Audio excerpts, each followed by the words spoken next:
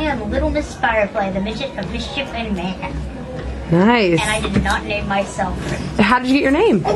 My original name was Dragonfly, and I was at a sideshow gathering that they hold in Wilkes-Barre every year, and this Ronald McDonald clown, kid you not, named AJ, lives in LA now, named me Firefly because he thought it would be a little bit like, poking at me because my name is Dragonfly, but it stuck. Yeah. It was like Dragonfly was no more, and then taglines just kept coming, and I kept them. I kind of go with the M thing, midget, mischief, mayhem. Oh, nice. Cool. I was called Magical at Coney Island too, which is really weird. Yeah. That's funny. So you do a glass act. Tell me about that. My glass act, I've never seen anyone do what I do on glass. I think everybody on the show can contest to that too. Do the walking, jumping, I drop to my knees, wash my face, spit it out of my mouth, like grind my face into it. I run and do a slip and slide on it, and I end in the splits. All right. So what is like training like for you? Training, when I was growing up, we went to the lake all the time, so I was walking around barefoot a lot. The worst part about the glass, I kid you not, it tickles my feet. Oh my gosh. I mean, I get cut. Yeah. It's real glass. Yeah. I hate when people are like, oh, it's sugar glass. Like, it's not sugar glass. We had a group do sugar glass. They banged the bottle of sugar glass. And that stuff hurts. Yeah? I didn't clean the stage up very well, and my feet got sugar. I was like... That's hilarious. Oh my gosh. My glass. My obsession with glass is blue glass. Yeah? Sky, vodka, blue bottles. All right. Cool. Is that your drink of choice then too? No. What's your drink of choice? I differ. I like Jaeger bombs and Captain Morgan straight up. I can't do girly mixed drinks. All right. It's pretty tough. That's awesome. So what does your family think about what you're doing? They're okay with it now. My mom, when I first, I started touring a lot in '07 with rock festivals. That's where I met Lily Amy at Ozfest, and I've done Ozfest since 1999, but I was just those little people that they hired to decor and stuff. I didn't perform at all, but sure. She thought it was just a drunken party every night, which it's not. Yeah. I mean, I walk on hard alcohol bottles, but I don't drink them. Yeah. Usually we ask the bar for bottles when I'm running low, or we do, Amy, since she lives in New York, she did like this Jameson party and had all these Jameson bottles. My bartenders in Vegas, they all give me bottles, so I have stacks of bottles and buckets of broken glass in Vegas too, so when we hit there later on, I'll fill my bucket back up and go, but... That's insane. Very cool. I'm not a big drinker, I'm pretty cheap. Yeah? Yeah. That's awesome. My dad is my biggest fan, he loves what I do. He actually helps me break my bottles, and so do my little sisters. It's quite funny, but... Oh my gosh, that's awesome. So do you have something, so you do the glass, but do you have something that maybe you want to try in the future, or you want a new act, or? I do want a new act. There's a lot I want to do, but a lot of it has to do with big props, and Pretty Things isn't like a harsh show. I want my own bed of nails, but it will never be on this show, and I don't, like what they can do on the bed of nails, I cannot. Like I jump on people on bed of nails, but I want to lay on the bed of nails and have something smashed on me. Yeah. I want to try straight jacket upside down, and I haven't been able to do that yet. I don't know. You have a lot of goals, yeah. That's awesome. So what for you is the best and worst part of being on the road and just being a sideshow performer? There's one thing that it happened this past weekend. It's reoccurring in my life. Just getting shut up. Just getting I'm not going to say her name, but I get mistaken for another little person all the time, and it irritates me because I've worked hard for who you are, entertainment and what I do, and to get recognized for something else. And sometimes I go with it, like Ozfest, if they want to pay me $20 to take a picture with their camera phone, then hell yeah, you spend that $20. I'll be whoever you want me to be for that picture. But that's awesome. It's up and down, but So being in this industry, has it been hard to find your own identity? Not really, because it's just little conventions that we do. Like we just did a porn convention in Chicago this past weekend, and Ozfest. I mean, she kind of goes with that crowd. And sure. With the rockabilly and the sideshow, I have my own thing. And she's told me she's gotten recognized as me as well, so it's pretty much back and forth. But yeah, just kind of annoying because I'm not her. Yeah, that's awesome. So you have obviously had a ton of obstacles to overcome to get where you are now. What would you tell someone who is kind of struggling and wants to try something new?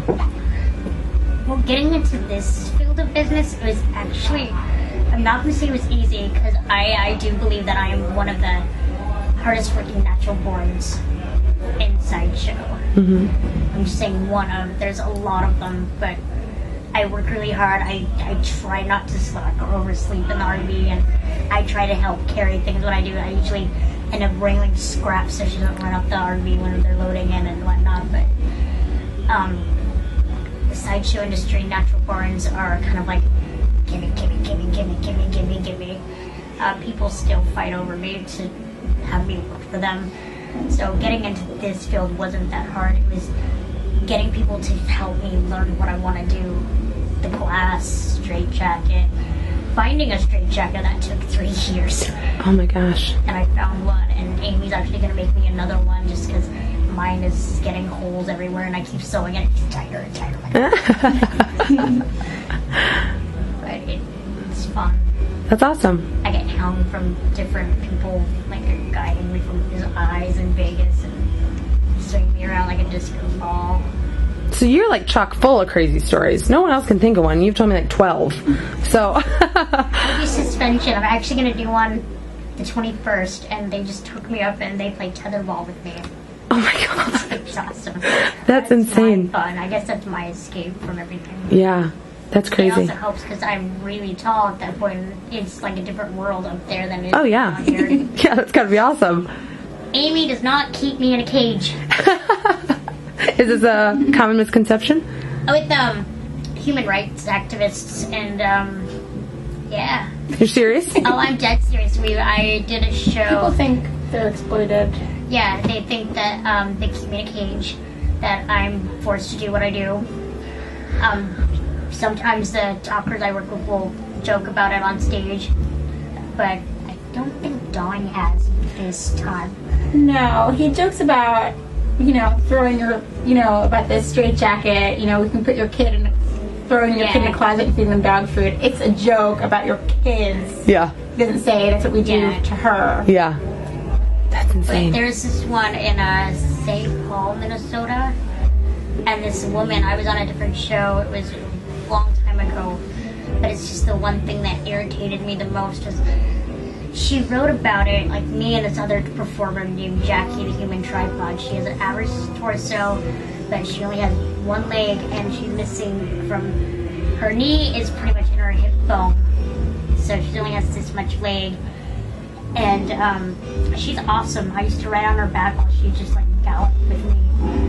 I used to pull her on her roller skates. She'd hang on and, with a little foot and her little scooter and just ride around Vegas all the time. But this woman, I don't even remember her name, she wrote this article that we should be in movies and that we should be in magazines and pretty things like that. And she didn't even see the show. And she's like, this isn't the 1930s anymore, and these people shouldn't be called freaks anymore. And I think back when it started, that's how people like me made money. Yeah. I know Highest paid in the shows. Puba, he just retired. His parents didn't. They kept him locked up in his house. He's only allowed to go out when he's performing at the fair, the clown, the local fair. When he was, I don't even remember how old, he left with the board. Because it's the only person that, at that time, the only people would hire, pay us, and pay us well. I mean, there's this book called The Great American Sideshow, and they have all these natural borns and unnatural borns, but you can see how they lived, for their words, and what they got paid for that time was, they were millionaires, like Tom Thumb. Fucking A. I wish I could make his money. And Yeah. I am shorter than him now, but it baffles me on how they were like royalty, and they still are in a way. Still are. I mean, we, you know, are the working acts. We, like, I learned sword swallowing, Donnie learned blackhead, you know, and we look at them like, oh, they, you know, they're what, I mean, people will pay for. They're what people pay for. Yeah. Like, people can learn this stuff, you know? Yeah. That's crazy. Yeah, that's tough. She didn't, and that's what got me. Like, she didn't see the show, she didn't talk to me or Jackie. And at the point, I was trying to get into a movie. I auditioned and I didn't get it. I've auditioned for 3 movies since then. I'm about to go to my 4th movie audition this year at the end of September, or the early September. Yeah. And I don't know if I'm gonna get it. Yeah. Because they want little dudes and not women. They're like, I can play a dude. Yeah. I don't care. Yeah. I'll cut my hair, I'll play a dude. I just want to get in a movie.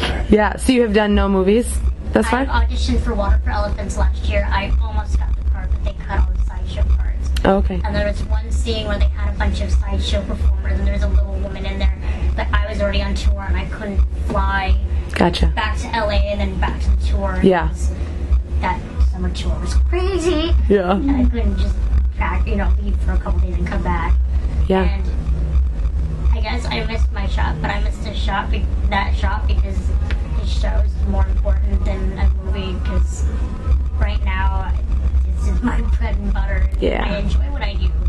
Amy's a great boss. She's a great friend. She's one of my best friends, and I love her. Oh, that's great.